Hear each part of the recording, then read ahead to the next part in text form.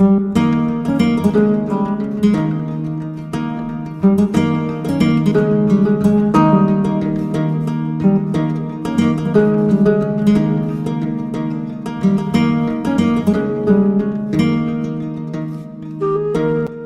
ঘাওড়া মাছ ধরার জন্য উপকরণ তৈরি করা হয়।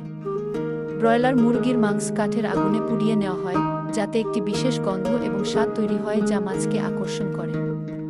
এই পোড়া মুরগির মাংসটি এরপর ব্লেন্ডারে দিয়ে ভালোভাবে কিমা করে নেওয়া হয়। এরপর কিমা করা মুরগির মাংসের সাথে ভিজা মুড়ি, ডালডা এবং বিভিন্ন ধরনের তেল যোগ করে একটি মিশ্রণ তৈরি করা হয়।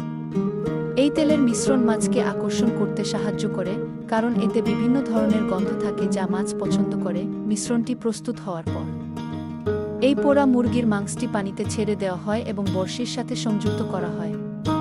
মাংসটি পানিতে ভাসতে থাকে এবং ধীরে ধীরে মাছগুলি এই মাংসের দিকে আকৃষ্ট হতে থাকে। অবশেষে বড়শির সাহায্যে মাছগুলিকে আস্তে আস্তে টেনে নিয়ে আসা হয়। এই পদ্ধতিতে ঘাওড়া মাছ ধরা হয়, যা খুবই কার্যকরী এবং জনপ্রিয়।